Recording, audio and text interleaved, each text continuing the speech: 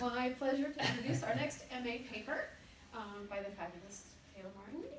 This paper came out of the Sociolinguistics course, and honestly I feel like anything I say and however I say it will be much more boring than listening to Taylor. So with that, I will just give it over to you. She'll be talking about discussions about African American vernacular English. All right. Thank you, Stephanie. I also want to thank Dr. Belcher for being my second reader. So today, yes, this is basically a literature review about Ave, okay? And we know what Ave means, right? African American Vernacular English. And so let's get started. Okay, so this is my main declaration about Ave, that there is no use denying that Ave not only exists, but that it's far beyond a bunch of ignorant and futile slang words. That is not what Ave is. In fact, it is a compilation, it is a whole system, it is a variety of English. And so we're going to dig into what are the features of Ave that support this statement, and then we're going to talk about how is Ave received in society, how is it received in, how is it portrayed in media, how does the mainstream society receive it, and what about us, African Americans, how do we perceive Ave, okay? So first, I'm going to talk about the structure of Ave. Specifically, I'm going to talk about the Black accent, which is the prosody and the phonemes that we use, and as well as our word choice and our grammar. And here's a list of different sources that I pulled from. I saw that Matthew pulled from Lippy Green. She talks a lot about just the social side of English, of language. Okay, so first let me talk about the phonemes and how Ave, and I want to give a disclaimer. I do make a lot of comparisons between Ave and Standard English, and when I say Standard English, I understand that that's highly problematized within the sociolinguistic field. But when I say it, I'm pulling from the Pocket Fowler's Modern English Usage Dictionary, where they say that Standard English is the form of English that is most widely accepted and understood in an English-speaking country such as ours, and it is the form that's usually taught to learners, be it native learners or second language learners. So that's the Standard English I'm talking about. It's just another variety, essentially. Okay, so let me just dig into just a few sample words that are different between Standard English and Ave. Okay, so the word meal. So in Standard English, it's said with a high. It's said with a high fronted tense. Yeah, I'm sorry. It's pronounced with a high fronted tense vowel, but in the Ave, it's said with a high fronted lax. Okay, so it would be like a meal. I'm going to go eat a meal. Okay, and then also cat, which in Standard English is pronounced with a low fronted vowel. Okay, but in Ave it's pronounced as a cat. I like that cat over there. And so that's the way that we say it. Okay, and this is a mid-fronted lax. Okay, and then also with this and that. So these are in terms of vowels. Now here I'm talking about consonants.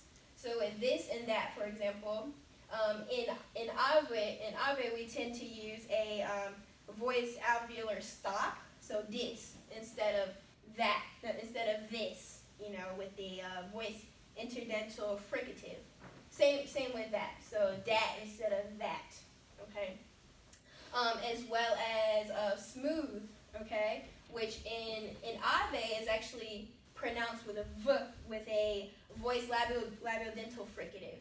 Okay, but of course in Standard English is pronounced with smooth.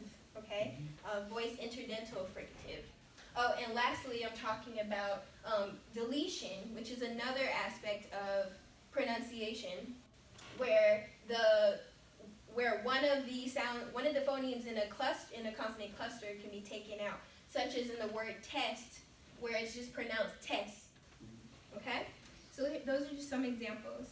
And so now we're going to move on to word choice. Okay, and I chose these two words because I grew up saying these words, and I never understood why other people didn't understand them. So, for example, ashy.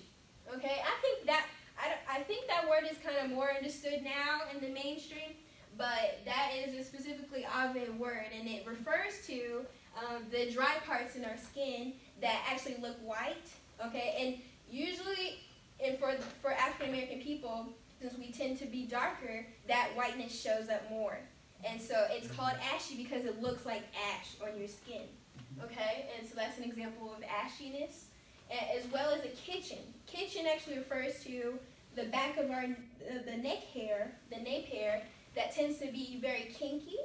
And the history behind that word is that is the part, so as a little girl, I used to get my hair straightened with a hot comb, and I would sit in the kitchen, and my mom would heat up the hot comb on a fire, and would pass it in the back of my neck and all over my head. But that part of our neck is called the kitchen because of where we used to get our hair done, and that's specific for our culture, you know. And so that's our word choice for that.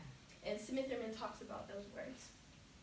Okay, so now I'm going to talk about grammar. So just some notable differences between Standard English and Ave. So for one, there is the deletion of the verbal, the S at the end of a verb, such as in the dog lived in the swamp instead of the dog lives in the swamp. Okay. Another example is the zero copula. So taking out the to be verb in your sentences and saying people crazy instead of people are crazy. Okay. Another one is the perfective done, which replaces have or had, have or has. Okay. So they done tore the school up instead of they have torn the school up. Okay.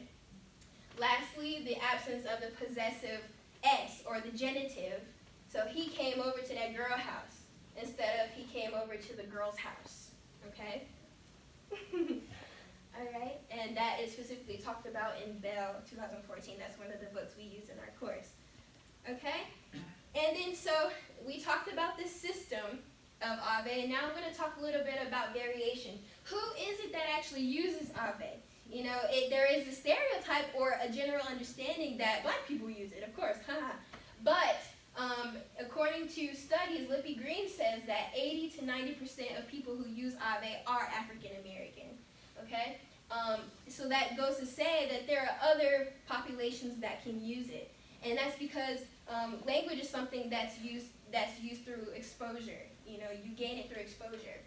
Okay, but and also initially in the sociolinguistics field, Ave was explored, but it was only explored in the poor communities, and so there was this perception that only poor black people used it.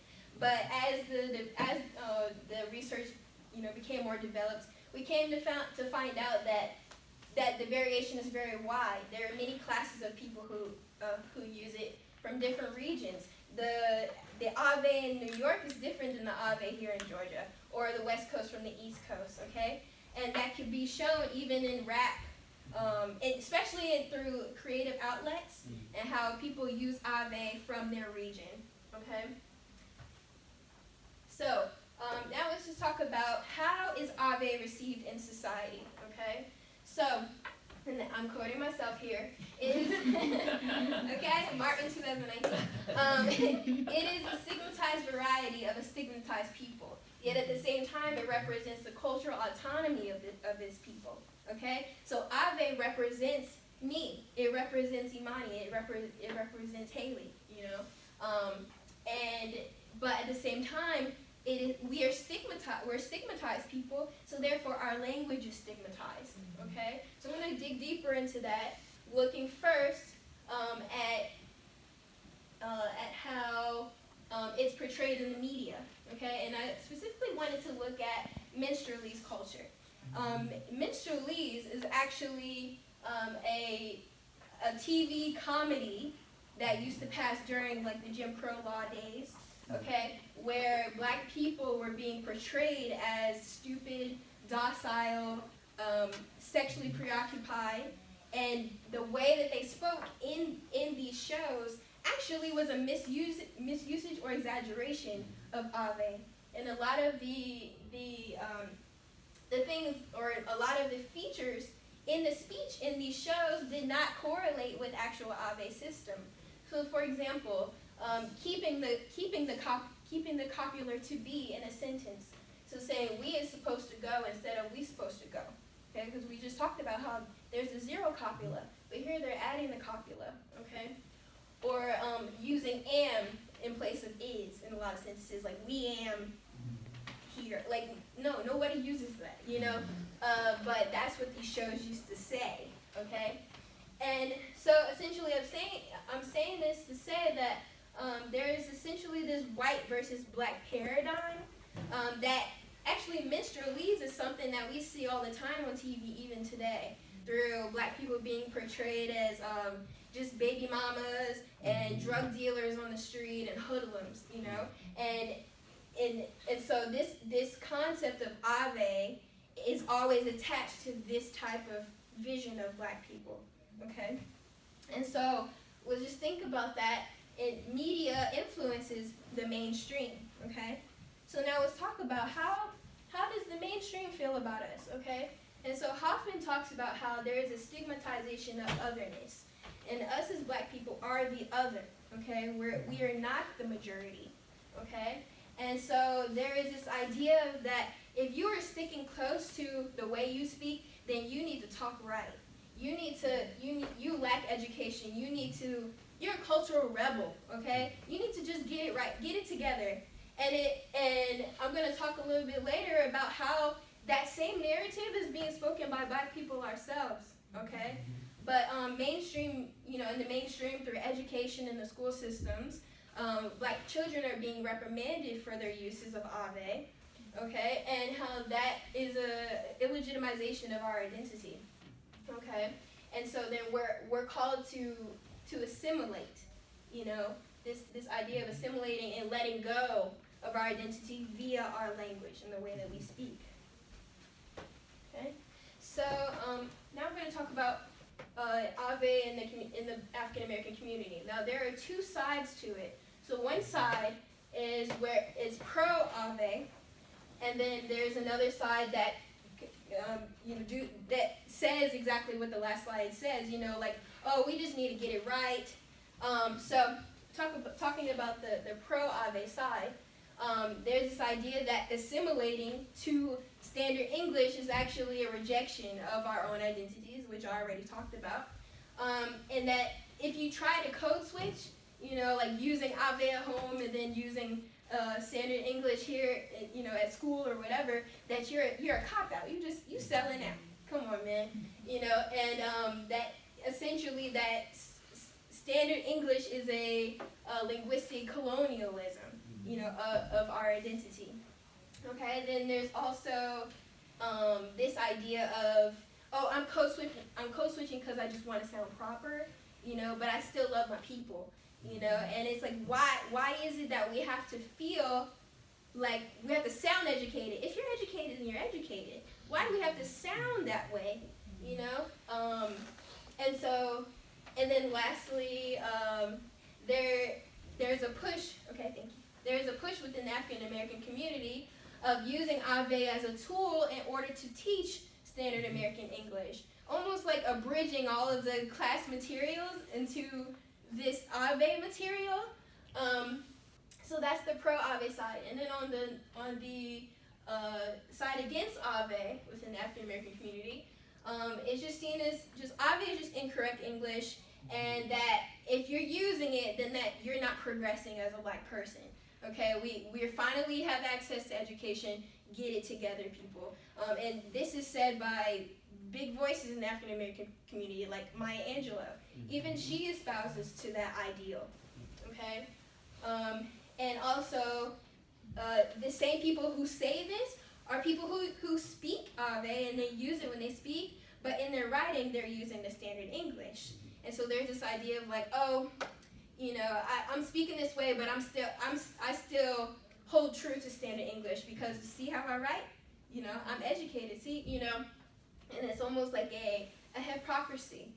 Okay, and then lastly, just that Ave is just the language of the illiterate. It just means that you're illiterate. Okay, but if you can read, obviously, you don't need Ave anymore. Congratulations. You know, almost as if Ave is not it's not attached to an identity. It's almost like, oh, you're just not educated. You know. So why Ave? So, and this is basically my conclusion. So why Ave?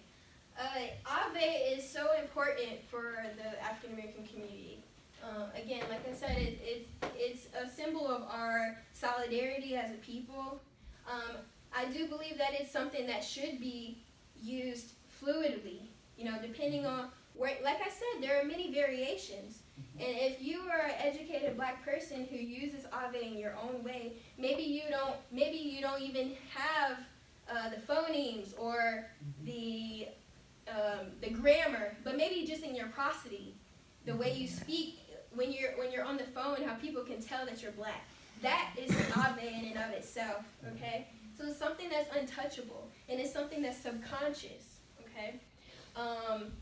And I believe that more studies should actually be done as to Ave being used creatively, okay? And I'm going to talk about that a little bit in the pedagogy. So, yeah, like using it, like how is it used in rap and in movies, and, you know, being more, inviting the African American community to be more critical of how we're being represented in the media and how we can actually be proud, produce something to be proud of, you know. And also more research should be done as to the origin of it, because there are connections to our roots, how we came from Africa, you know, and how do we adapt into this English that is our own, you know, via our journey here to the United States. So more research should be done about that. Okay, so just a little bit about pedagogical applications. If I were to teach a classroom that had a lot of Black children in it, I would want them to just be free to speak the way that they want. Okay, and like I said, encouraging it, never reprimanding it. I am within the African American community. I do believe that there is a place and a time for all language. If Ave is a part of my identity and my language group, then I believe that there is a place for standard American English when I'm speaking to someone who's outside of that group. Sadly, you know, that is something that I have to do. You know, when I speak to a white person, I change my voice, but how can we use that as a means to just come to communicate, you know, to higher people? You know, how can we write a letter to the president if we don't know how to, you know, write the way he would be able to read, you know? And it's just a reality. But I would still empower my students to understand that this knowing standard English does not make you a cop-out. It just makes you be able to have a voice, because I'm sorry, you don't necessarily have a voice with your Ave. But the way I can balance it out is still, like I said, letting them be able to dive into the creative side of Ave and producing things in Ave for their own recreation and their own autonomy for their people. So it's a very complicated thing, and I feel like there still isn't a clear solution. And it's very saddening for me. But thank you so much.